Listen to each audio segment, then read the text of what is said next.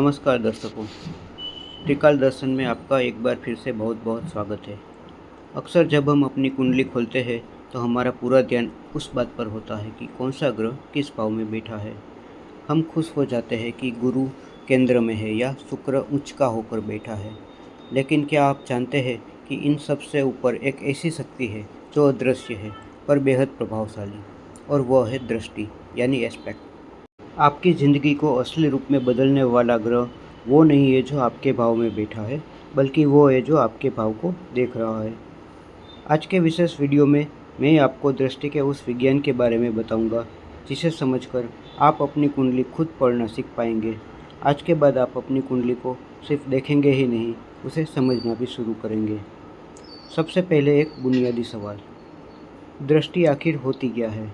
सरल भाषा में समझे तो ग्रह जहाँ बैठता है वहाँ तो वो मौजूद है ही, लेकिन जहाँ से वो कुछ खास भावों को देखता है वहाँ भी वह अपनी संपूर्ण ऊर्जा भेजता है। उदाहरण के तौर पे समझिए, कल्पना कीजिए आप अपने घर की बालकनी में बैठे हैं।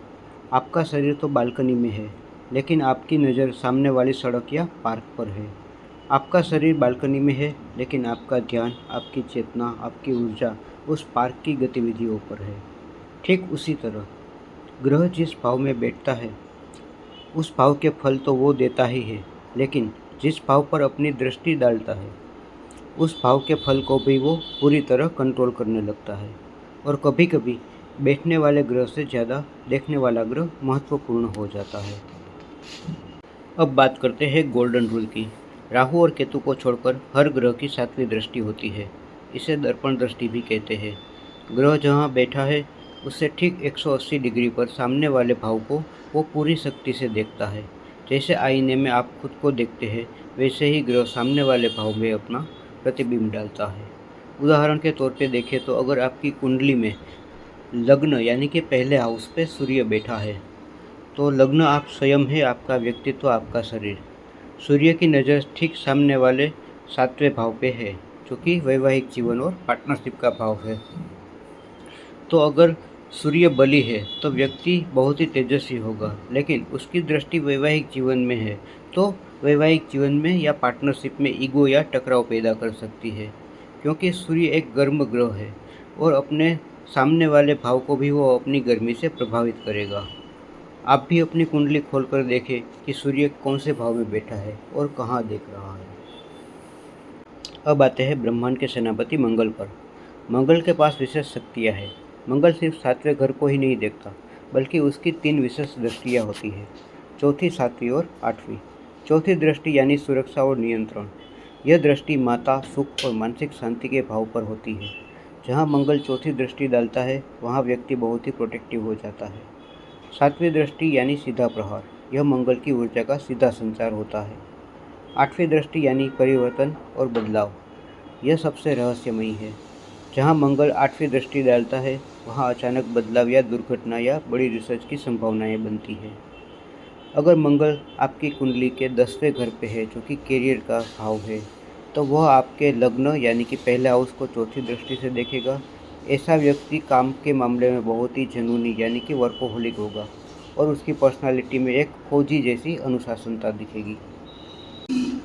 बात करते हैं सबसे शुभ ग्रह गुरु की। कहा जाता है कि गुरु की दृष्टि में अमृत होता है।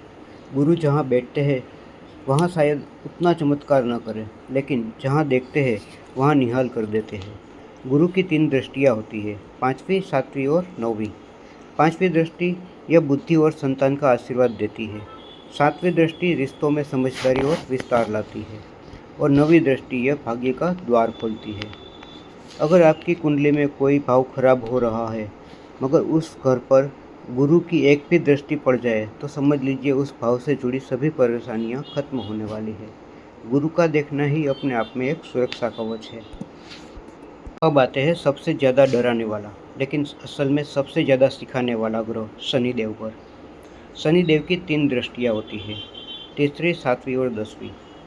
शनि की दृष्टि को ज्योतिष में विच्छेदक या कठोर माना गया है, क्योंकि शनि जहाँ देखते हैं वहाँ आपसे मेहनत करवाते हैं। तीसरी दृष्टि, यह आपके पराक्रम को चुनौती देती है। 7वीं दृष्टि, यह पार्टनरशिप में धैर्य की परीक्षा लेती है। और 10वीं दृष्टि, यह आपके कर्म और पद प्रतिष्ठा को तराशती है। याद रखिए, शनि की दृष्टि का मतलब बुरा होना नहीं है, इसका मतलब है यहाँ कोई शॉर्टकट नहीं चलेगा। अगर आप शनि की दृष्टि वाले भाव पर मेहनत करेंगे तो आपको ऐसा फल देंगे कि जीवन भर स्थिर रहेगा। राहु केतु भ्रम और मोक्ष की दृष्टि। राहु और केतु की दृष्टि को लेकर विद्वानों में मतभेद है, लेकिन त्रिकाल दर्शन के अनुभव के आधार पर इनकी 5वीं और 9वीं दृष्टि बहुत प्रभावी होती है। राहु जहाँ देखता है वहाँ इल्यूशन और ऑब्सेशन पैदा करता है, वहीं केतु जहाँ देखता है वहाँ व्यक्ति को विरक्त यानी कि डिटेच करने की कोशिश करता है। और आखिर में एक बहुत ज़रूरी बात, सिर्फ दृष्टि देखकर नतीजे पर न पहुँचे। हमेशा 4 चीज़ें चेक करें। ग्रह कितना बली है यानी कि डिग्री देखें। ग्रह मित्र राशि को देख रहा है या शत्रु राशि को। क्या उस भाव पर किसी और शुभ ग्रह की दृष्टि है या नहीं। और ग्रह शुभ स्थान में है या पाप स्थान में।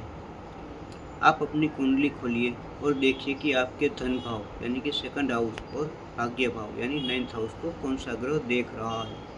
अगर गुरु देख रहा है तो आप भाग्यशाली हैं। अगर शनि देख रहा है तो मेहनत से घबराए नहीं। अपने अनुभव कमेंट में लिखें। मैं व्यक्तिगत रूप से आपके कमेंट देखूंगा और जवाब भी दूंगा।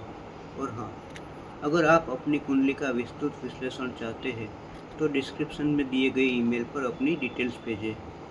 ज्योतिष के ऐसे ही गहरे रहस्यों को जानने के लिए त्रिकाल दर्शन को देखते रहे। मिलते रहे अगले वीडियो में, तब तक के लिए नमस्कार, जय महाकाल।